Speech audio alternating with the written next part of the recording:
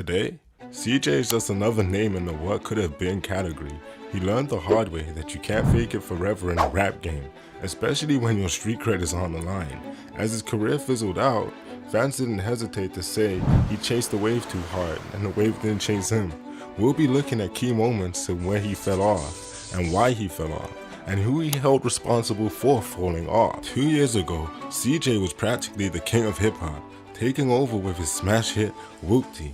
Seriously, the guy went from being a total nobody from Staten Island to having a #1 track in less than a year. This ASAP.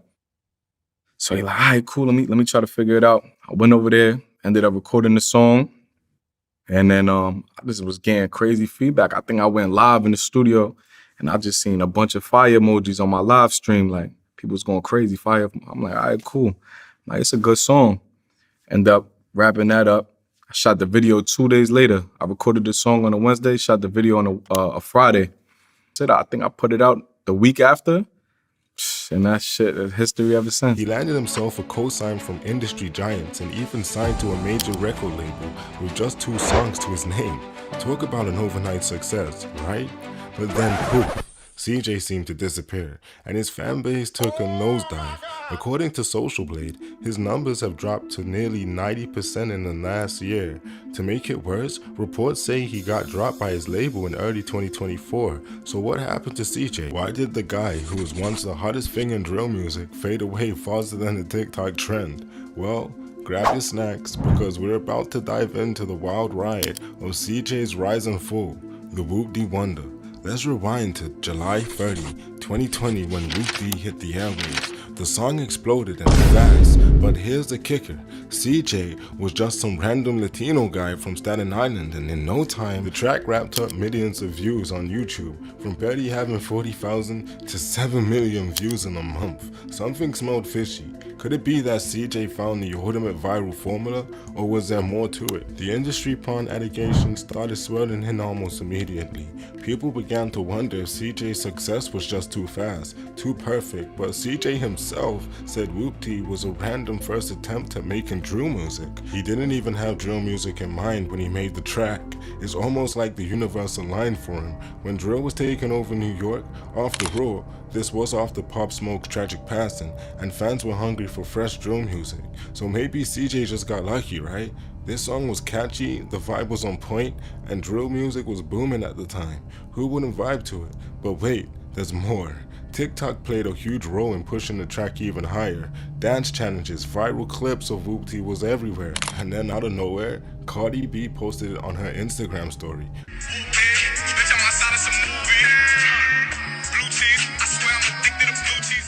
Followed by French Montana, who gave CJ a Coke Boys chain and welcomed him into the crew. Next thing you know, Busta Rhymes is hopping on the track with CJ. It felt like the kid hit the jackpot. But here's where it gets weird. Was CJ just a drill music sensation, or was there a deeper connection at play here? Fake gangsters or just bad timing? In a Genius interview in November 2020, CJ talked about the meaning of Whoopty, and let's just say things went south really quickly. Whoopty, bitch, I'm outside of some movie. Pretty much Whoopty, like, it's worldwide now. You know, I got babies, you know, saying Whoopty. I got, you know, middle-aged people, you know, older people. Pretty much it's just like a roll call, you know, whenever I see my guys in the street, and, you know, that's how we greet each other. It's like a New York when people say, "You're." He tried to explain that the word Whoopty was like a friendly New York greeting. Cool? Right. But here's the problem. Whoopty was actually a known slang used by the Bloods, and not just any Bloods, but a specific New York gang with a dark history. Cue to the drama. People started asking questions. Was CJ just using gang slang for clout?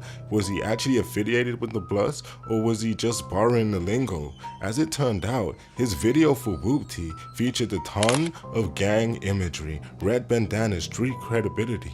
It all seemed a little rehearsed. But then boom, the leader of Bloodhound Brims, a notorious gang, called out CJ, claiming he had no idea what Whoopty really meant and that he was stealing the term for his song.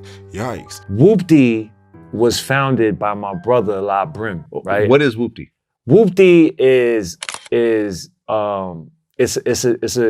like a gang call, right? It's a word that a gang uses.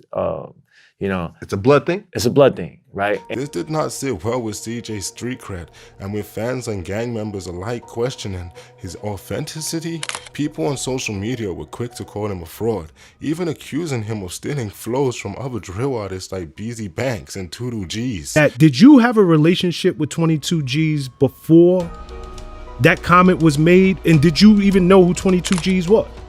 I knew of him, you know what I'm saying? I know of him, you know, I'm from New York. I listen to hip hop, I listen to drill, you know?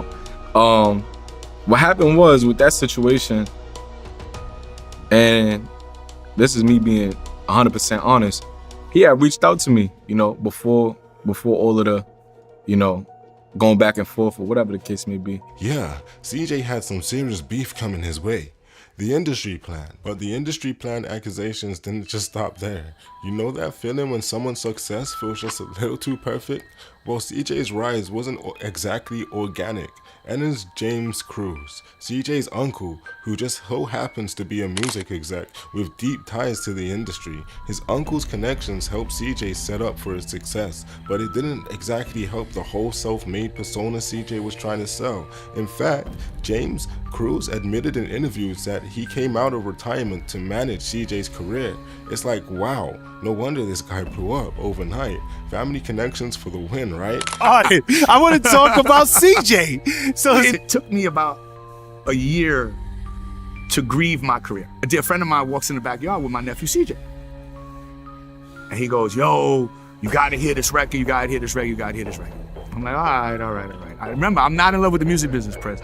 And I'm really like over it. Like, they play me this record called Whoopty. I go, shit, you got a record. Like, you got one. Like, damn, I didn't expect that. And then I said, what else you got? He said, what else I need? I said, it ain't gonna work with one record.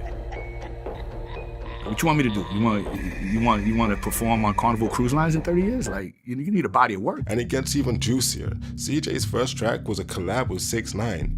Yep, 6ix9ine. And it wasn't until after Whoopty blew up that the industry plant rumors started gaining traction. Suddenly, everyone was like, wait, was this all planned from the start? But CJ denied the whole thing, saying it was all good music and good timing. People think that the Whoopty song was my first song that I ever made and I just blew up. Nah, y'all gotta do y'all research, y'all gotta do y'all homework. I've been doing this for years, 10 years plus. The fall off.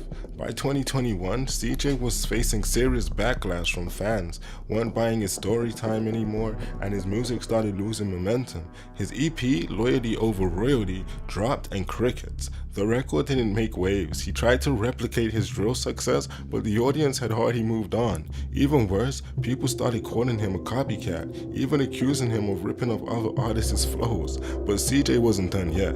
He doubled down on his gangster persona and kept beefing with other rappers, only to be called out again. His response? He'd throw out some tough guy talk and make empty threats, trying to save face. By the end of 2022, his relationship with his label, Warner Records, ended. They cut ties with him, essentially confirming that they didn't believe he had anything left in the tank. And honestly, who can blame them? After a couple of flop tracks and a huge loss of credibility, CJ's career was in the freefall. So what happened? Here's the bottom line. CJ's rise and fall was like watching a reality TV show. His debut hit was explosive. His industry connections were undeniable, but his authenticity, that's where things fell off.